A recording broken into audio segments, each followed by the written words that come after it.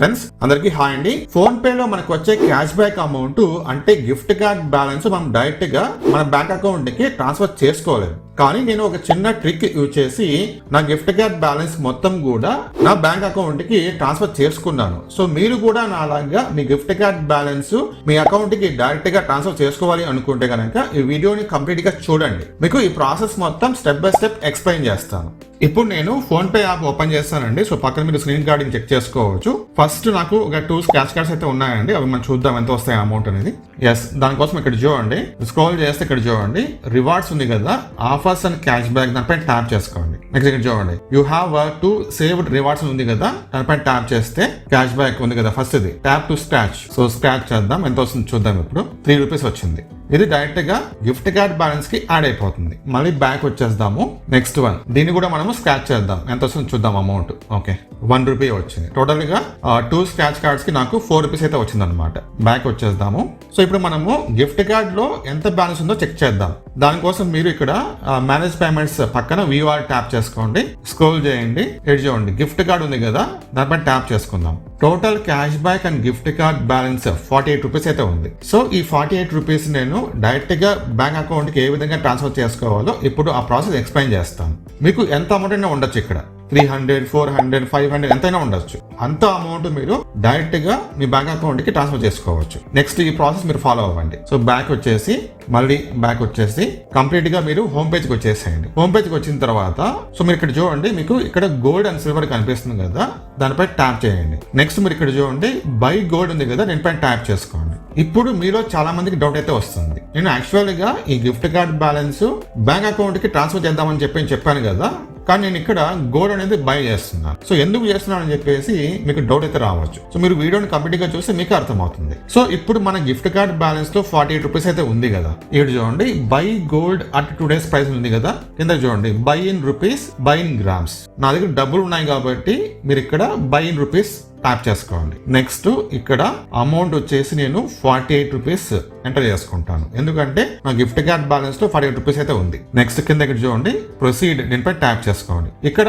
By in rupees కింద నేను 48 rupees enter చేశాను కదా, మీరు మీ గిఫ్ట్ కార్డ్ బ్యాలెన్స్ లో ఎంత అయితే అమౌంట్ ఉందో అంత అమౌంట్ మీరు ఎంటర్ చేసుకోండి. Next proceed. తర్వాత ఇక్కడ చూడండి 24 carat gold purchase details, weight of gold. So మనము ఎంత వెయిట్ పర్చేస్ చేస్తున్నామని చెప్పేసి ఇక్కడ మనకు వెయిట్ చూపిస్తుంది. దాని కింద total price 46.60 rupees. So actual గా నేను పేమెంట్ చేసేది 48 రూపీస్, కానీ నాకు ఇక్కడ బయింగ్ చేసేది 46.60 రూపీస్ మాత్రమే బయింగ్ అవుతుంది. రిమైనింగ్ ఇక్కడ చూడండి జిఎస్టీ 3% 1.40 రూపీస్ ఇది కట్ అయిపోతుంది అనమాట. దాని తర్వాత కిందకు వచ్చేసి ప్రొసీడ్ టు పే ఉంది, దానిపై ట్యాప్ చేసుకోండి. ఇప్పుడు చూడండి మనకి ఇక్కడ PhonePe wallet or gift card cashback PhonePe gift card 40 rupees చూపిస్తుంది కదా, అంటే మనకి ఏదైతే క్యాష్ బ్యాక్ వచ్చిందో అమౌంట్ కట్ అయిపోతుంది. ఒకవేళ మీకు గనక ఇక్కడ బ్యాంక్ అకౌంట్ దగ్గర టిక్ మార్క్ ఉండే కానీ తీసేయండి, అది తీయకపోతే మీ బ్యాంక్ అకౌంట్ నుంచి కూడా డబ్బులు కట్ అయిపోతాయి. ఓకే, ఓన్లీ ఇక్కడ మాత్రం టిక్ మార్క్ ఉండాలి. అలాగే మీకు ఎంత క్యాష్ బ్యాక్ ఉందో అంతే అమౌంట్ మీరు ఎంటర్ చేసుకోవాలి గోల్డ్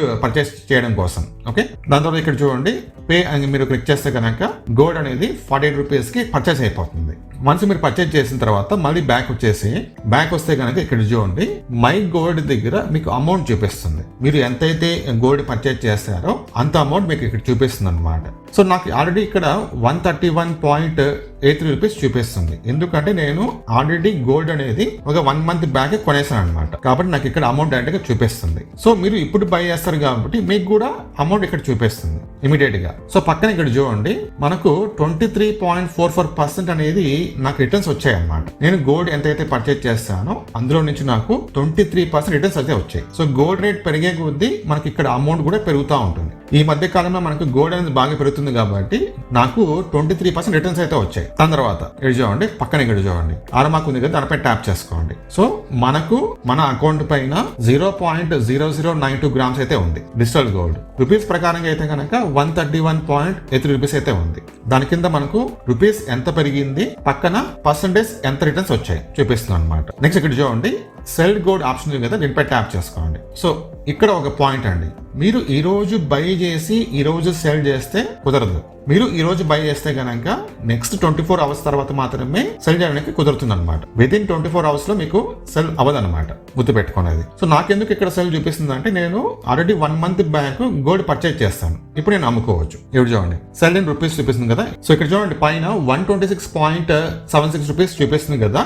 సో అంత అమౌంట్ మనం ఇక్కడ ఎంటర్ చేసుకుందాం. సెల్ ఇన్ రూపీస్ కింద 126.76 రూపీస్. సో నేను ఇక్కడ 126.76 రూపీస్ చూపిస్తే కనుక తీసుకోవటం లేదు. సో నేను ఇక్కడ ఏం చేస్తానంటే 66 ఎంటర్ చేసుకుంటాను, అది చూపించిన ప్రకారంగా అనమాట. ఓకేనా.